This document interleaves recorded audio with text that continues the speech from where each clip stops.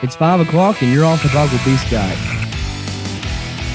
Today we're excited to have as our guest Myron Means, Arkansas Game and Fish Large Carnivore Program Coordinator.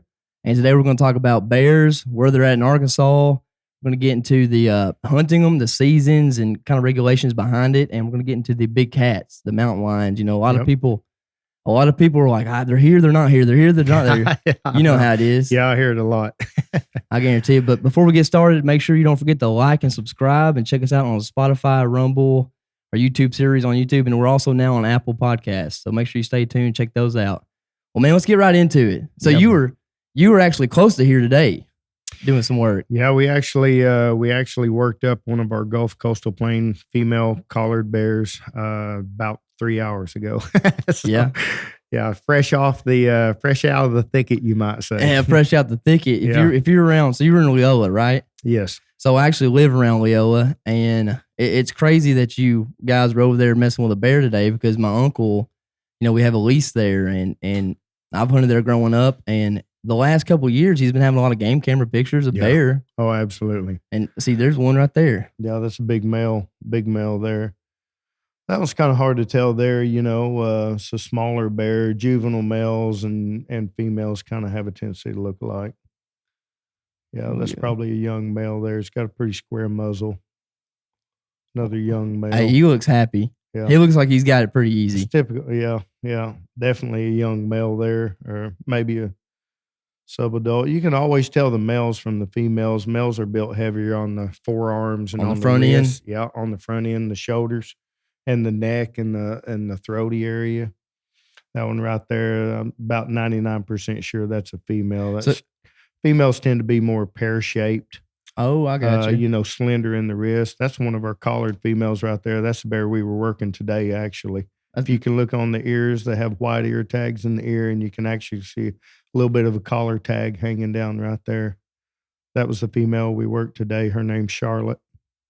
Hey, that's a small world, man. It's so crazy. I text my uncle this morning. I said, "Man, you got to send me the game camera pictures of the bears you have." Yeah. And who would have thought it'd been the bear you're working on today? Well, that's how we got a hold of. That's how we got a hold of Charlotte. Was in the Gulf Coastal Plain. It's all for the most part timber production land or private land by private landowners. And, contrary to what some people think, Game and Fish just doesn't have a willy-nilly ticket to go anywhere we want to do and do anything we want to do. So, we rely on private landowners to contact us or lease owners, stuff like that. And I actually had a guy out of Leola call me 2 summers ago and said, "Hey, I heard you guys were doing some bear trapping in South Arkansas and looking for some landowners to participate with you. And I've got a female that has cubs on my lease." And sure enough, we went down and set a trap and caught her and put a collar on her. So basically, y'all just have people reach out to you. So if you're out there hunting, you're on a lease or you're a landowner, you encounter a bear. Absolutely. Anywhere in the Gulf Coastal Plain. If you drew if you're not familiar with exactly what the Gulf Coastal Plain is, if you drew a triangle from Little Rock to southeast Arkansas and southwest Arkansas, that are 11, 12, 13 county area in the south central triangle of the state, that's where we have the Gulf Coastal Plain project going on right now. So, any landowners that have sows with cubs showing up or they're certain they're females showing up, through the spring and summer when they start coming around and emerging out of dens, we'd love to be able to, if they're willing participants, we'd love to be able to get in and put a collar on a female.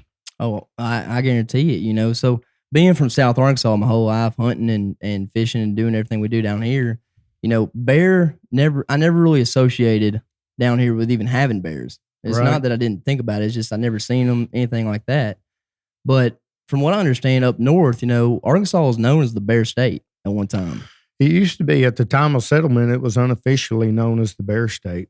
It was called that because they thought we may have had as many as 50,000 black bears in the state. Yeah, that's pretty crazy.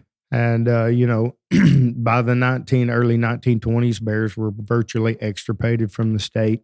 And in the late 1950s, it was thought that the only remaining population was in the lower White River drainage, maybe had 50 bears in the state. Oh, really? And in 1958, Game and Fish embarked on a reintroduction effort, brought bears in from Minnesota, Manitoba, Canada, and released them in the Ozarks and Ouachita Mountains that had grown back up by then and was good habitat. And that reintroduction effort, still to this day, 60 some odd years later, from 1958 to 68, is still considered the most successful reintroduction of a large carnivore in the history of any natural resource agency. That's crazy. That's crazy. That's why do you think that is? Is it just because of the habitat, the area it's in? I mean, we restored bears to a good part of their original habitat of the state. But I mean, by 1980, we were able to reopen bear season in the state. Yeah. And then those mountain bear populations flourished, and probably one of the most significant achievements of the bear program in the last 60 years was 2 years ago when we were able to open a season in the Gulf Coastal Plain, Central that's Arkansas. Crazy. That is crazy. And how does that work? Because I looked into it, I got pumped up because it pumped me up just having the opportunity, Right. Nor do I know how to kill a bear, where I need to be looking or anything. Yeah. But so basically, there's a certain amount of bears that are to be harvested from each one of these areas, these zones. That's correct. That's correct. We have an estimated population that we have through the different research projects we have going on. And in those separate populations, we have more or less a set harvest rate that we want to obtain from that area. And the evidence that we have right now suggests that the Gulf Coastal Plain, quote, population of bears, could range anywhere from 250 to 400 bears. And, you can conservatively harvest 10 to 12% of an estimated population. I got you. And keep the population stable. So, I mean, that's kind of the information we're working on right now. That's how we come up with the figure of 25 bears for the quota. And, but, as we learn more from these bears, as we get better data and monitoring the females and the reproductive rates and the home ranges and just everything about this population, we could find out that there's, the population may be 500 and maybe around 600. Yeah, it could be more. When you know things like that, then it allows you to liberalize harvest rates, quotas, or something like that.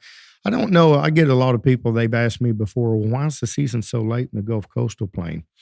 And when you harvest bears, one of the way you biased your harvest rate towards males is having the season later and later. Oh, okay. And so the whole driving force behind the late season opener in zone 4, bear zone 3 or 4, is because we want to bias that harvest toward males. Hopefully by the second or third Saturday in December, when the season opens up, hopefully most of the females will be in a den cycle, and the males are obviously still on the landscape, and they'll be susceptible to harvest, and most of the females won't. And that makes a lot of sense to me, trying to just narrow out to where you got a higher chance of killing a male than a female. That's right. That, to me, that makes a lot of sense. Yeah. But down here, well, I understand, like North Arkansas, you got caves, little tuckaways and rocks and stuff for a bear to den. In South Arkansas, you have a lot of thickets, quote unquote. You got pine plantations and thin fingers of oaks where they leave uncut for the creeks and shallow stuff like that. Where does a bear go to den in South Arkansas? Usually the geographical perfect center point of the thickest thicket you can find. I'm guessing that's what that makes sense. I'm guessing that's why your arms look like that. Yeah, it really is. But in South Arkansas, bears don't have to den in response to cold weather. They den in response to food availability, which is a whole nother dynamic in and of itself in South Arkansas. But really in South Arkansas, they can den in if there's a flooding element to that part of the world, like closer to Felsenthal or along Washita River drainage or something like that, they'd den in tree cavities. Really? If there really isn't a flooding element or a low-lying element, they'll just crawl out in the middle of a thicket and rake up a big nest, and that's where they'll be. Sometimes they'll dig into a bank, and make a dugout, but it's really just kind of... So they go around building them kind of, in areas they'll scratch up a big nest. I mean, in the Gulf Coastal Plain, if you wandered off into the middle of a thicket, there'll be a kind of a clearing where she's at, where she'll rake up a nest of debris and leaves and everything, and basically make her a nest. And she sits right there and has her cubs and nurses her cubs and protects them under her belly during rain, snow, ice, whatever. And that's where she raises them for probably the next 4 months after she gives birth to them. So I know black bears, they're not as big as grizzlies or anything like that. And I Nope. think their attitudes are a little different as well. What It's what a lot different. what for say a guy's out there hunting and he runs up on a mama cubs, for Mhm. example, what does a guy need to do with a black bear? Well, with black bears, really the main thing is just let them know you're there. I mean, black bears are inherently afraid of people. I mean, even moms with cubs, they can be protective, but it's black bears. Black bears Yeah. are about 99.99% bluff.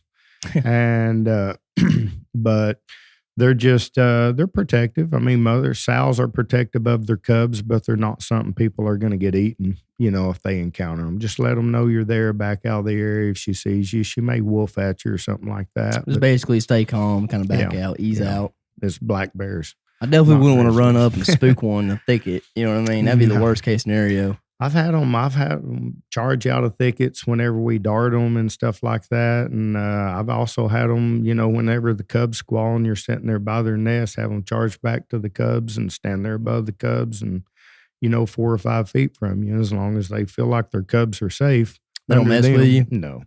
Y'all take some protection out there just in case. Dart pistols. Oh, you're just waiting for the sleep cycle kick in. Yep. Hey, that's a dangerous game of chicken. Any second now. Nah, when it all boils down to it, man, they're just black bears. They really don't have the nerve to commit. I got you. And as far as Arkansas bear hunting goes, I mean, as far as hunting a black bear, has Arkansas got pretty big black bear? But they really do. I mean, a lot of especially the mountain bears, I would consider them to be descendants of northern ancestors because they're probably all related to the original 254 that were brought down from Minnesota and Manitoba. So I hear every year of bear males being harvested over 600 pounds. Man. When we opened the season 2 years ago in the Gulf Coastal Plain, there was a bear I saw a picture of that was taken in Ashley County. Really? And I believe that is the biggest black bear I've ever seen a picture of. I don't know if they got an official weight on that bear, but I know it was between 600 and 700 pounds. That's crazy. It was probably one of the biggest black bears I've seen in Arkansas. Man, it's crazy huge. they're that big. I know. I've seen a couple just run across the road, every once in a while, and they're always young, adolescent, bears. Right. You can tell they're cubs or something. I mean, a really, really big mature male that's 15, 20 years old. I mean, they're kind of hard to miss. They can easily be 500 plus, and they're as long. They look like a black Volkswagen. Walking through the woods. I mean, they're just how big of a range does a mature bear like that have? Well, down in the Gulf Coastal Plain, some of the male ranges may be up to like 50 square miles. Really? Yeah. So that's quite a bit of moving. And it really varies between age and sex. Males are going to be about twice the size of female home ranges or 3 times the size of female home ranges. Adult female in the Gulf Coastal Plain may have a home range of, 4 to 7 square miles, maybe.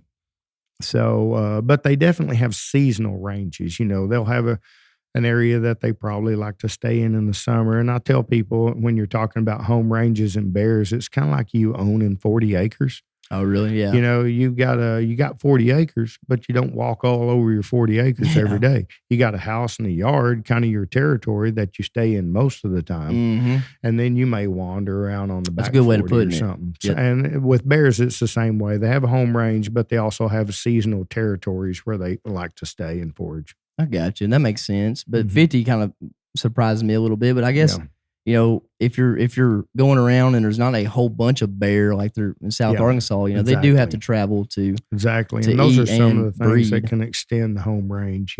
Low densities usually makes for bigger home ranges. That's right. Well, tell me a little bit about the bear meat. What is if I was to go out this season and kill a bear, I'd have to do some troubleshooting, some YouTubing, figure out what I need to do, as far as that goes. Well, I give bear hunting seminars too around the state. I mean, I bear hunt on a lease. I've bear hunted for a lot of years. And I always have this portion in my bear hunting seminars. And I tell people that you almost have to do it to believe it. But I tell them, if you harvest a bear and if you take care of it in the field correctly, don't let it get hot. And if you process it correctly, cut off all the outside meat, fat off of the meat, and then process the meat however you want to process it, it will be the best game you'll ever eat. I've heard that. I've heard several people say that, and of course, it's like everything. You can have somebody cook up some catfish and be like, that's no the worst way, catfish I've ever had. and then the same catfish could be good if they just trimmed a little bit of that That's red. exactly right. And it's the same way with bear. I mean, bear, if it's not taken care of in the field, not processed correctly, it can be some of the most foul tasting game you've ever had. I bet. But if you do those things correctly, take care of it in the field, don't let it get hot, and then process it correctly. You get that fat off of it. Get all the outside fat off of it. Man, I'm not kidding you. I think it's so much better than deer. See, I've never much tried rather have bear than deer. Really, bear, deer, elk, or any of it. Man, so it's I'd that good, much rather have bear. It tastes just like veal to me. Yeah, I'm definitely going to try it. Yeah. Well, tell me about the caller program. Tell us a little bit about how many callers you have out there and you are watching. Right now, we have about 60 callers across the state. We try to have approximately 20 in each physiographic region of the state. So we got 20 across the Ozarks, collared sows. We got 20 across the Ouachita's. We got roughly 20 across the Gulf Coastal Plain and Lower White River. And so what these callers are helping us do, the old VHF style that just puts a beacon out, but the Gulf Coastal Plain has GPS collars on them. What these collars allow us to do is several things. It allows us, if they have GPS capability, it allows us to have home range information, seasonal habitat use information, and things like that can help us manage densities better. Yeah. But if they're just VHF style, like we've had up in the mountain regions of the state for the last 30 years, it's basically aimed at monitoring reproduction effort and recruitment effort across that bear population for any given year. And a lot of people say, well, why is that important for us to monitor? Well, bears have very low biotic rates. A lot of people don't realize that in the normal course of things, bears don't breed and have cubs every year like deer or turkey or everything else. Bears only have cubs every other year of their adult life, which means that, if the cubs are born in the den. We have a video here. Maybe I'll do something. Oh, there we go. So right here, you got the so you're reading for a caller nearby. Yeah, antennas. We'll go out this time of the year every year, and we'll do reproduction monitoring of all of our collared females and determine if they're in a cub or yearling cycle. If they're in a cub cycle, we'll weigh and measure the cubs, maybe replace her collar or whatever, and then we go back in next year. And if she has 2 cubs this year, hopefully she'll have 2 yearlings next year, which gives us a survival rate of those cubs. And if we do that across, a good distribution of bears across all bear ranges, then we have a good reproductive effort for that year for that bear population. And it really it's basically just it's our part in doing due diligence, a conservation effort of black bears. I mean, you have to think about it. The most successful reintroduction of a large carnivore, the program's roughly 60 years old, and we've restored bear hunting to 4/5 of the state of Arkansas. I tell you, that's crazy. That's some good numbers. Those are good odds. Yeah, 4/5 of the state in 60 years. So it's definitely a flagship conservation story. Not just for us, but for bears in general. It's a good thing. So a bear, what does it mostly eat? Like, what's on a diet as far as the regions of Arkansas? Does it change quite differently from like North Arkansas to South Arkansas? It does. And, one of the big components, I mean, really anywhere in bear range, whether you're talking about Ozarks, Ouachita's, or the Gulf Coastal Plain, first and foremost, bears take advantage of what Mother Nature provides. That's right. So if it's a good blackberry crop, that's all they're going to eat until the blackberries are gone. If it's a good muscadine crop, if it's a good black cherry crop, if it's a good whatever crop, they're going to take advantage of that first.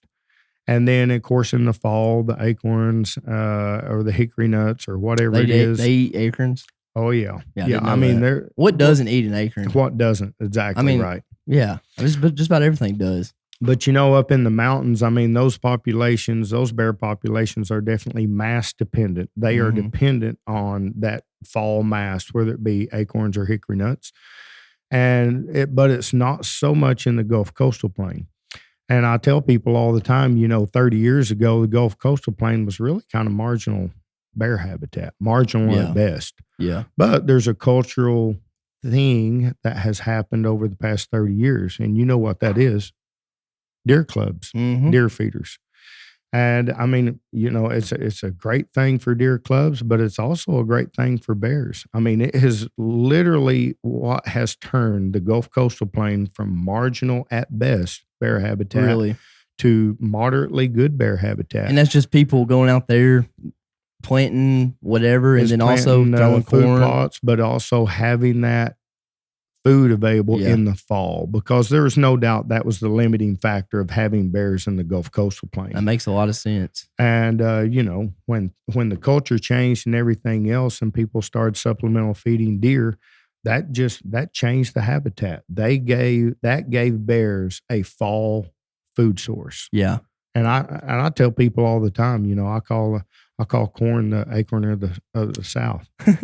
Hey, that's the way we look at it. Acorn of the South. I mean, it is, as far as bears are concerned. And we have another video here. I guess you guys are heading out to. This was one of our denned females that we had last year. We walked in on. This bear was in Dallas County. Okay. This bear's name was Denver, and she had triplets as well then. So wow. She was actually, she's kind of a novelty. She was the very first female that we put a GPS collar on in the Gulf Coastal Plain. And she was also the very first female that we went in and did den work on it the following winter. And she had triplets, but man, she's just a beautiful specimen of a bear. She's still in our system. She has those 3 yearlings with her this year. Wow. And so it's great. So is having 3 uncommon? Well, or they normally have? It's not uncommon. It's just not typical. The average litter size across the mountain ranges is 2 cubs per litter. Okay. Now, because the Gulf Coastal Plain, because it's really kind of, I would consider it an unlimited food source in the fall. Yeah. We're showing a lot higher reproduction rates in the Gulf Coastal Plain, which you expect to see in a young, low density bear population. Yeah. But it's good. I mean, that means the population is going to grow quickly. So do y'all have a number that you're looking for a population in this region? We don't have a number per se. With bears, it's always more of a sociological carrying capacity than it is an ecological carrying capacity. Really? Ecological carrying capacity meaning the number of bears that the landscape can support. Well, because bears they invoke a lot of fear, and a lot of people, I mean, I understand it, I get it. I've been bear biologist for almost 20 years. I get it. People don't like bears. They tear up their deer feeders and all that. So there's a certain amount of bear troublemaking they'll put up with. Yeah. But when you reach a threshold, you don't want everyone out there hating bears. Yeah, which that makes a lot of sense. Yeah. Do y'all deal with a lot of bears going into like cities and getting in trash, stuff like that? We do, especially young bears. When mom kicks them out of the nest when they're a little over a year old, she kicks the males out, and that's usually what shows up in Little Rock or Pine Bluff, just roaming around. These subadult male bears that really don't have a place to call home. They're not big enough to establish a home ranger territory. Yeah. And they just end up roaming around for the better part of 2 to 3 years until they can get big enough to basically stake out a claim of their own. I got you. And those are usually always the ones that show up in town. Girls are pretty good about it because they stay out in Mother Nature, and moms actually let the females kind of hang out in their home range. but males, they don't tolerate. They get kicked. They get curb. kicked out. Yeah, you got to pay rent. 13-year-old youngster to young male to the curb, and you're on your own. He's out there. He's out there tearing up garbage cans. Oh yeah, and stuff. yeah. Wandering into city, and it's not because they're a public safety threat, but they just take a wrong left turn. They don't know any better. They get into trouble and don't know how to get out. That makes a lot of sense. And to a lot of people, they you definitely don't want to see a bear running through the streets of Hot Springs or or Little Rock, No, but we do every year. It seems like those young males get into trouble and they don't really know how to get out. That's a pretty little brown and black cub there. I know it. There's a lot of people right now going to see that and go, oh yeah. Well, I'll tell you what. I've been working with bears in Arkansas for almost 30 years. And I can assure you that holding a little 5-pound baby bear cub, holding that essence of what good conservation is all about, and holding it, that is the one part of my job that has never and never will get old. Oh, I guarantee it. Yeah, because you're looking directly at the success of the plan. Yeah, you can. I mean, you can hold it. Oh yeah, and you can feel it, and you can smell it, and you can. And hear it. You know what it's going to turn into. And you know what it's going to keep doing, Yeah, that's right. That's the essence of good conservation right there. It is. So the season, you said it's late. It's late December is when the season in Arkansas starts? Well, it was opening the second Saturday in December, and I proposed a regulation this year to move it back one more week. So it will be the third Saturday. And if the commission approves it, I mean, I don't approve the regulations. I just propose them. So it's up to our commission to approve it. But I think it probably will get approved. And so that's probably what we're looking at. It'll be the third Saturday in December for the Gulf Coast. And to be able to go hunt a bear, you just got to have a hunting license. And do you have to buy a tag for it, or is it? You don't have to buy a tag. You do have to have a bear permit, which is a free privilege for residents. Okay. When you acquire your license, whatever it be, a 65 plus annual conservation, whatever it is, you just have to go on the same menu, and there should be a bear permit. Yeah. So with our new license system, if you intend to hunt or harvest a bear, you have to have that permit in order to hunt or harvest a bear, and in order to check the bear. So. And really, that's just kind of designed to give us hunter effort numbers, which is something that, I mean, quite honestly, we've never had with Game and Fish. We've never had a license system to be able to determine how many deer hunters we have in the state, how many bear hunters, how many whatever hunters we have. So I'm really excited about that. Yeah, I bet y'all do get a lot of interesting numbers just by running that right there alone. Yeah, I mean, this is the first year it's been available, and, I'm sure there's some inaccuracies in it just because of the difficulties of the license rollout and everything else. But at first glance, when I ran the numbers a couple of months ago, we had over 25,000 residents, and this is residents and non-residents combined, that had acquired the bear permit. Really? Yeah, which really kind of blew my mind because, I mean, prior to that, for the past 28 years, that I've been on with Game and Fish, we've never known that. Yeah. And the more you know, the more you can, That's right. A lot of the modeling efforts that we do, with wildlife populations are one thing that you have to know, kind of the golden nugget of population modeling, is you have to know hunter effort. And so now we're gonna know that. This point going forward, we will have an idea of what hunter effort and success rates is like. That's awesome. I mean, that's absolutely awesome from a conservation standpoint. I'm excited. So do y'all have anything, new planned for the future on, looking at these bears, regulating the bears? Nothing new. The only thing new per se in the bear program that we have right now is retrofitting a lot of the old VHF collars that we have with GPS collars up in the mountain regions. Oh, yeah. Trying to update home range size, habitat use, and things, denning chronology that we haven't looked at in 40 years with our mountain bears, and I'm sure things have changed in the past 40 years.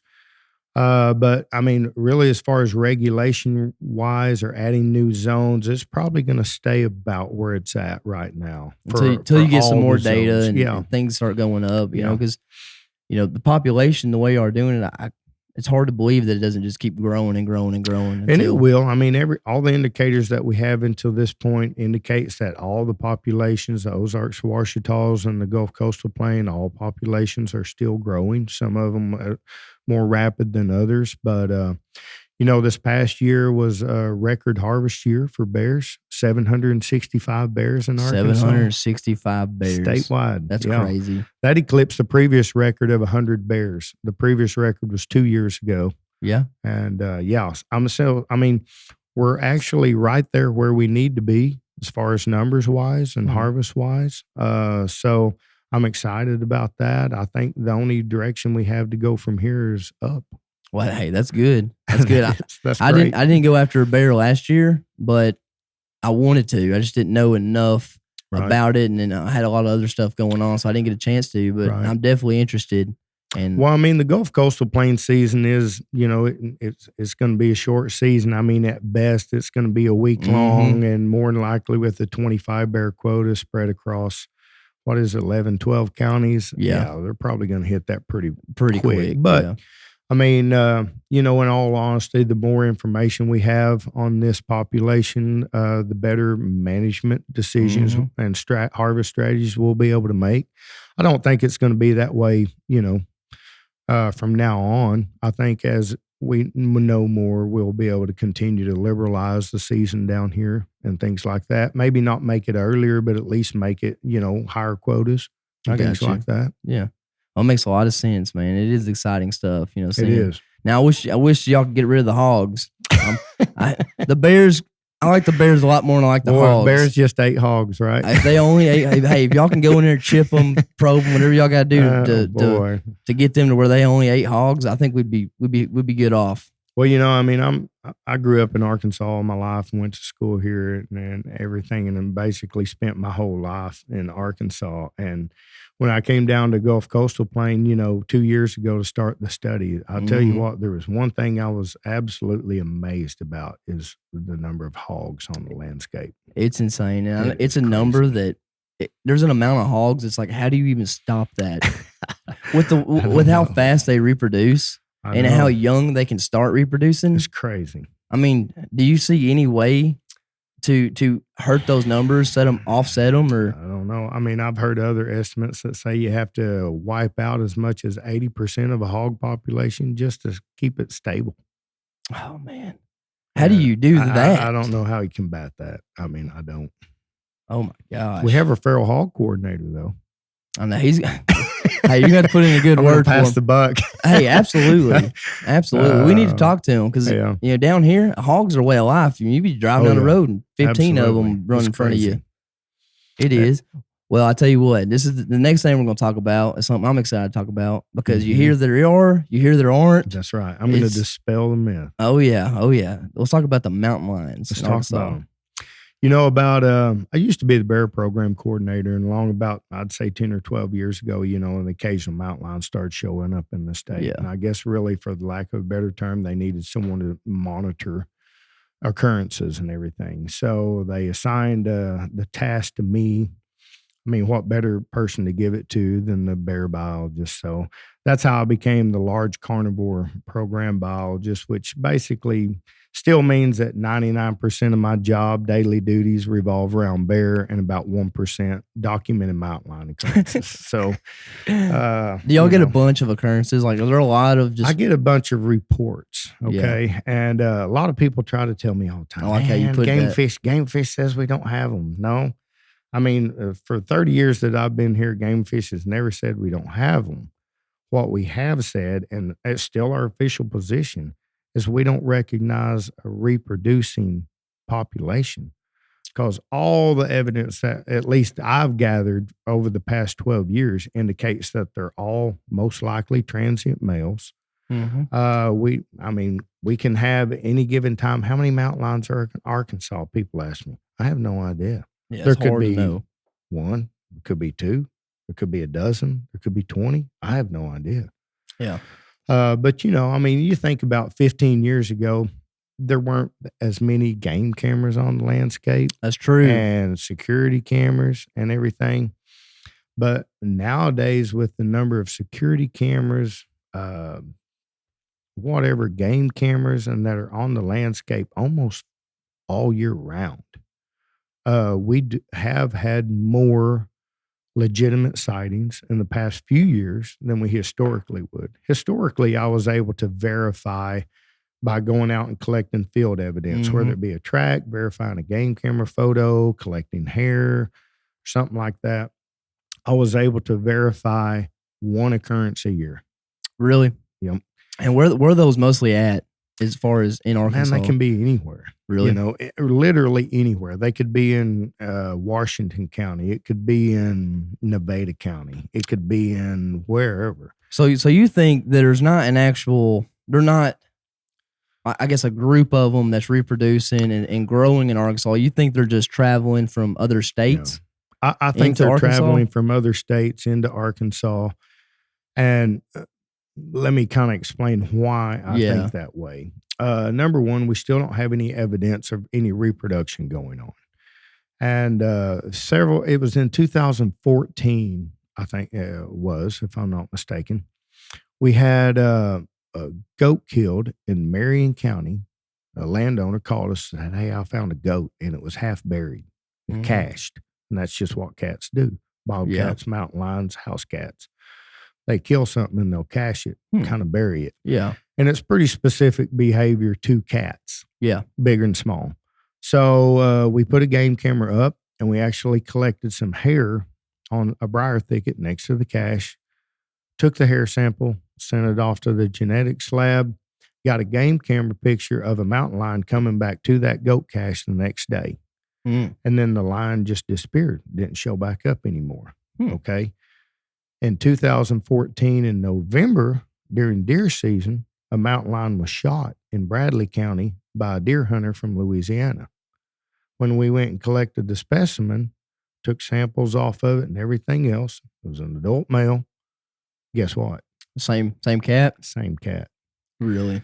And, a lot of people think, well, how in the world could it go all the way across the state of Arkansas from Marion to Bradley County in 2 months?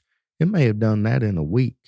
Yeah, that's crazy. And if you think about the way large cats are, mountain lions, they have established ranges. The origins from that cat actually came back from Bradley County. I'll tell you what, though, that right there, there's no question about that right there. That's spooky. And so what we would do is we'd go out and we'd verify that, yes, that picture was taken from this camera at this place. And that just verifies you probably get a lot of fake leads, just stuff like that all the time. I probably get about 120 to 150 game camera pictures a year sent to me. Really? And how many of them turn out to be mountain lions? Usually about one. Really? Now, this mountain lion, if I'm not mistaken, that's probably the one that showed up in Amity back in November.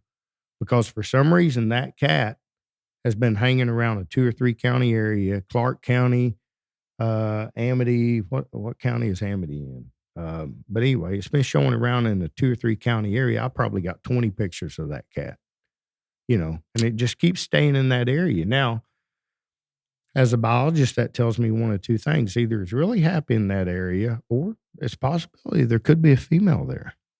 But, so how would you find out, though, about a cat's location and range and all that stuff without somehow putting a collar on it? Yeah, you wouldn't. You wouldn't.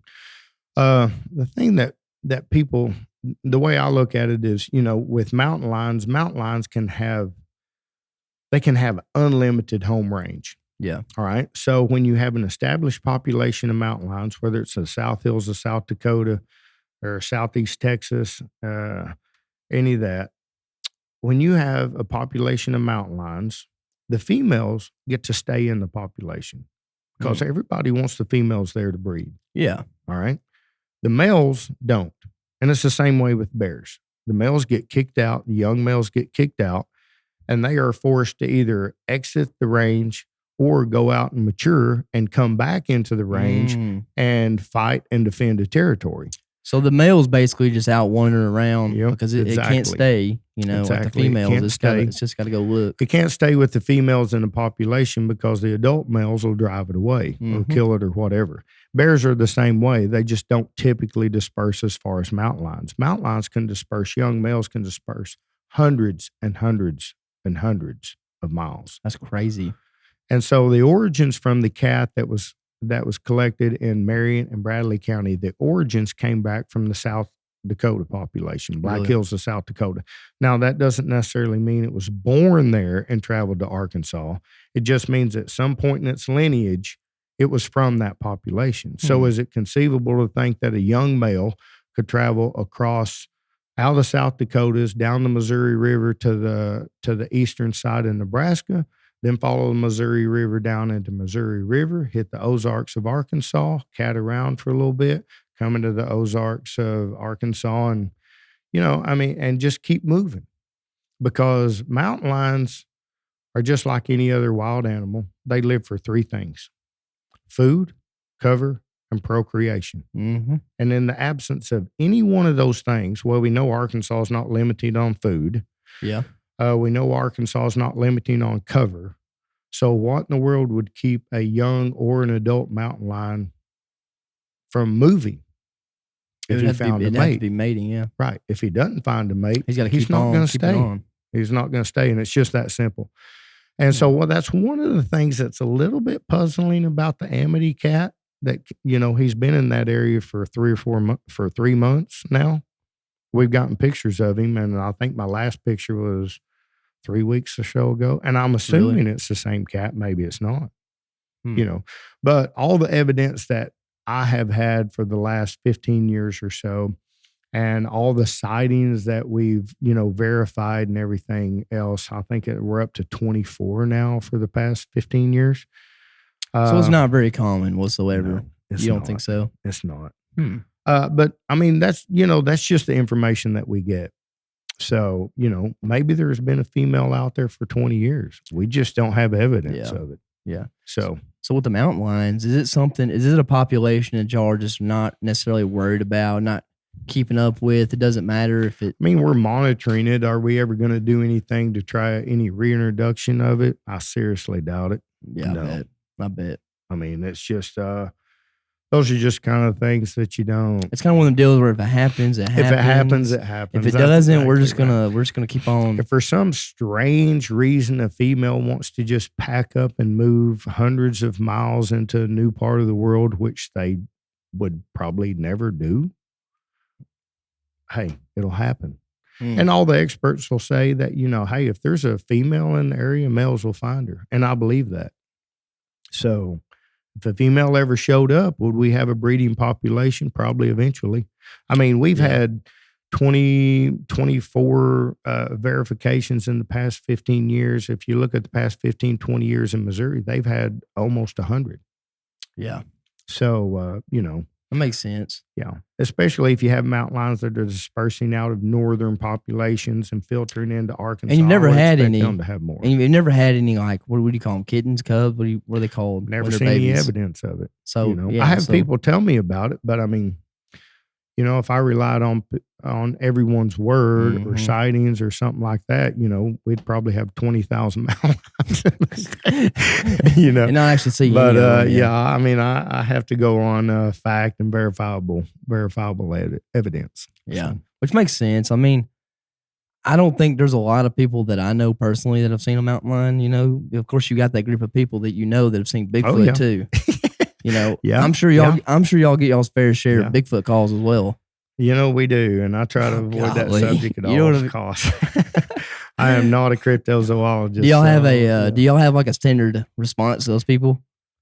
Like do you like ask them to send the evidence in? That's kind of like asking someone what their politics are. Oh yeah. I just kind of. You're like, I just want to show. Thanks for the pictures. Yeah. I can look up Bigfoot pictures. It's on Google. Now here's an interesting case here. That is the mountain lion that we found up on Sylamore. I believe it was about a month ago. It was found dead on Sylamore WMA.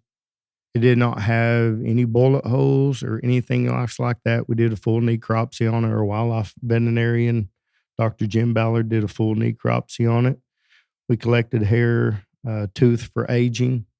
Went through the entire, every part of the animal, every organ and every, all part from his GI tract, from the stem to stern. It was a really large male, weighed 118 pounds, but it was really, really gaunt. And we have a tooth. We collected a tooth to send it off, and you'll get various, reports of how old mountain lions Yeah. live. But I can tell you this, that one lived as old as mountain lions lived. His canines were worn completely down. It couldn't have caught a rabbit and held it if Really? he had to. Wow. More than likely, the past few years of its life, he probably subsisted off of gut piles, roadkill, something Really? like that, scavenged. So he's an old cat. He just died of Extremely age, you think? old, extremely old. I think he probably died of old age or malnutrition or both. If you think about it, when we found him, he was probably dead maybe 3 to 4 weeks, maybe. Really? But prior to that, long about the time when he should have died was when we had that really bad cold snap. Sub-zero weather, you remember that? That we had in northern Arkansas? Yeah, really bad. And I think that was probably the finishing, the coup de grace on that line. So I'll tell you what's weird about that. To me, the first thing that stands out based off of everything I've heard today is, the older males, they'll stick around with the females, because they kind of came back and ran the younger cats off. Yep. So it's weird that you would find a older male in a national forest like that. Well, I mean, if you think it looked based on what I know of tooth wear and age and everything, like I said, this cat was as old as a mountain lion gets. So he probably got kicked out. He was over the hump. He was not of breeding age. Yeah. I mean, there's no way this cat could have been of breeding age. He was just way too old. But we still haven't received the hair sample back. I mean, I'd love to know what the origins of, that cat was. Where he came from. That would be interesting. So it's just wild to me. They move so much, and especially really if you only have evidence of young cats and then old cats. I mean, it would make sense that they're not a population. I mean, I can see that. I mean, part of me says, as a biologist, conservationist, part of me says, man, that'd be really cool. If we found evidence of a female, and part of me says, maybe they can find that after I retire. It's going to start a whole nother. I've got enough work with a whole nother way. We'll be talking about 10 cats here. Yeah. It'll shut down everything. Just about. Yeah. It'll, like I say, hopefully they find that female after I retire. I tell you, the last thing you want to do is crawl through that thicket looking for a cat. Yeah. Well, I mean, they're just a different animal. It's I wouldn't worry too much about cats more than I would bears, but it's. Cats are cats. I mean, that's just the only way to describe it. And even if we did have a population, how hard it'd be to just be walking through the woods and see one, because their just senses are so advanced. They are. They're kind of secretive animals. From what I've known of them and doing some research work up in South Dakota with those folks on lions and stuff. They can be secretive, but then again, we've caught them on walking across people's backyards, like up at Norfolk Lake, on their backyard security camera in the middle of the night, so they can be kind of secretive, but, not and they're really successful hunters too, right? I mean, that's what I've heard. I mean, they're cats. They're super successful. Cats. Yeah. I mean, house cat, bobcat, mountain lion, they're cats. They get the job done. And they are the ultimate predator. Mm-hmm. Especially that one, the size of that cat, when he's in his prime, I mean. Yeah, he should have weighed 160 pounds. That's wild. That's a big old kitty. That's a huge cat. That's 160 pounds that don't want to mess with. Yeah. For sure. And I had a guy send me a picture the other day of a cache that he found in his food plot. This was up in North Arkansas. And I thought, hey, it's got possibility. It was a deer carcass that had been kind of, and I said, put a game camera up on it and see what it comes back. Because cats will usually cache and then come back for 2 or 3 days as long as the meat's semi-fresh. Yeah. And lo and behold, what do you think he got back? What? Bobcat. Really? Oh, yeah. Big bobcat. Dang. But I mean, people don't think, I can't believe a bobcat will kill a deer. They sure will. Oh, I guarantee it. Big bobcat can take. Now, most of the time, it's going to be does or yearlings or something like that. But yeah, they sure will. And a lot of times you hear people talking about bobcats killing stuff. It's usually turkeys that you hear, Bobcats can kill anything. I mean, cats are cats. You take a house cat that was living in the house all of its life and you throw it outside, and guess what? It instinctually knows how to hunt. Oh, it'll live. It'll live. Yep. Absolutely. Bobcats and mountain lions are no different. Which makes 100% sense. Yep. They are. Yeah, cats are cats. I tell you, I would not want to mess with one. That's one thing I would be more worried about. We were hunting in the Boone National Forest a couple of years ago, and they were talking about the mountain lions and the bears, and the bear. To me, the bear was like, okay, I ain't worried about him. I'll figure it out if a bear comes out. But that mountain lion, I don't. So I kept catching myself like walk about 50 yards and look back. Walk about 50 yards, look back. Because, man, I just feel like it's sneaking up on me. I feel like I can just feel it right here. Yeah. Just watching me. That's what is scarier than anything, just feeling like you're being watched. Right. From a tree or something. Yeah. But anyways. Yeah. Well, man, I'm glad you could find the time to stop by. I know you're busy. Man, I appreciate y'all waiting on me. It was coming a little bit later than normal, but things don't always go smooth as I like. Oh, yeah. South Arkansas for you.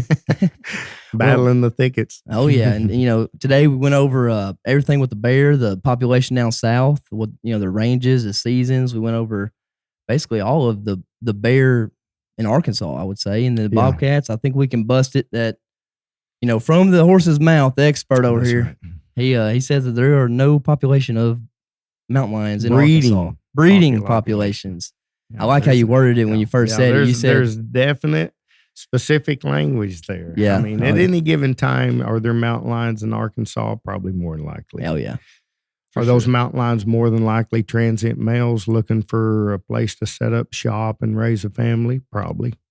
Oh, yeah. Have they found that place in Arkansas? We haven't found evidence. No evidence. No evidence, guys. No evidence. Well, we got to work on evidence. So. Absolutely. Maybe next time, maybe something will come out and I'll see it and we'll get you back in here when you're working on. I'll tell you what, if we ever found evidence of a female, I can assure you it would not be kept under wraps. Oh, you'd be the first guy calling like, hey, is this real? And you would know. I want to go check it out. Absolutely. So. Well, man, I appreciate you coming by. Absolutely. My pleasure. And, don't forget to like, subscribe, hit the bell for notifications. Check us out on Spotify, Rumble, and on Apple Podcasts. Just wherever you get your podcasts, we're on there. Until next time, guys. See you.